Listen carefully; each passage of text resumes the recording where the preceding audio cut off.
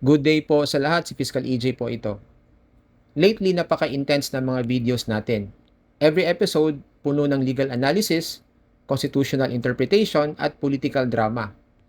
Kaya ngayon, break muna tayo. Hindi muna ito tungkol sa impeachment trial ni VP Sara. Wala munang Article 11, wala munang one-year bar rule. Ngayong episode, let's talk about something lighter. Masarap pag-usapan, medyo komplikado rin. Pero this time, hindi ito tungkol sa power, corruption, or public office. Pag-usapan naman natin ang pag-ibig. So our topic for today is, can love be legislated? In other words, pwede bang gawing batas ang pag-ibig? Pwede bang sabihin, thou shalt love thy husband? O kaya, it is illegal to fall out of love? Nakakatawang isipin, pero seryosong tanong din ito. Lalo na kung pag-uusapan natin ang hangganan ng batas. Una sa lahat, hindi kayang i-legislate ng batas ang emosyon. Love in its rawest form is spontaneous, unpredictable, and deeply human. Walang provision sa revised penal code na nagsasabing it is a felony to not reciprocate love. Wala ring section sa civil code na nagsasabing you are hereby mandated to love your spouse or your boyfriend or girlfriend at 100% emotional intensity at all times. Bakit? Because emotions cannot be compelled. Hindi mo pwedeng pilitin ang taong magmahal, kahit pa may notaryo, kontrata, o court order. Pero hindi ibig sabihin nito na totally out of reach ang love sa mundo ng batas. The law may not regulate love itself, pero pwedeng i-regulate ang mga legal consequences ng pag-ibig. Let me give you some examples. On marriage, love leads to marriage, but marriage, once entered into, becomes a legal contract.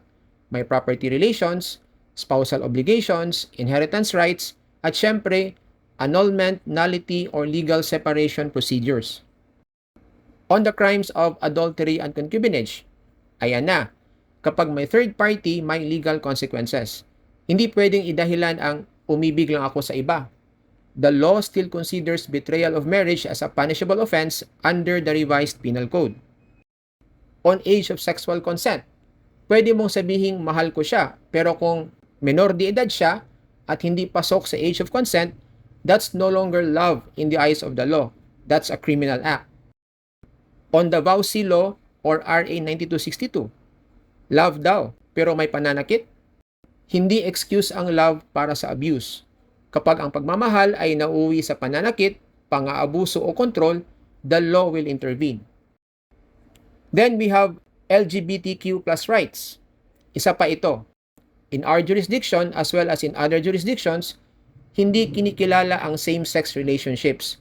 Kaya dito mo makikita ang banggaan ng love at batas. May mga nagmamahalan pero hindi kinikilala ng legal system ang union nila.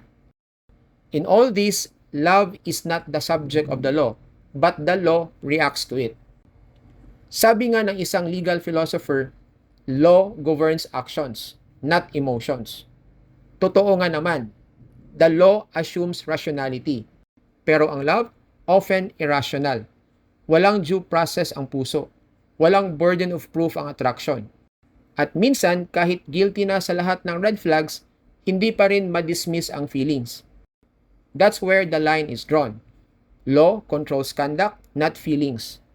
Pwede kang kasuhan sa ginawa mo, pero hindi sa nararamdaman mo. Kaya, balik tayo sa tanong, can love be legislated? Ang sagot, hindi. Hindi mo pwedeng iutos ang pag-ibig. Hindi mo rin pwedeng ipagbawal ang pagmamahal.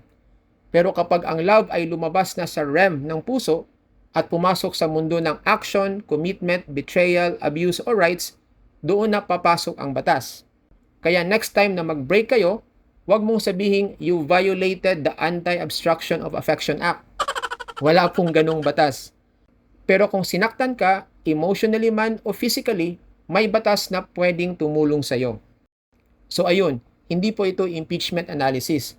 Hindi ito Article 11 breakdown. Pero sana, napaisip ko kayo sa intersection ng batas at damdamin. Kasi kahit sa gitna ng political chaos, may lugar pa rin ang usapang puso. And maybe, just maybe, ang pinakamagandang batas ay ang sinusulat hindi sa papel, kundi sa puso. This is your Fiscal EJ reminding you, walang due process ang pag-ibig, pero sana may justice ka pa rin. See you next time. Maraming salamat po.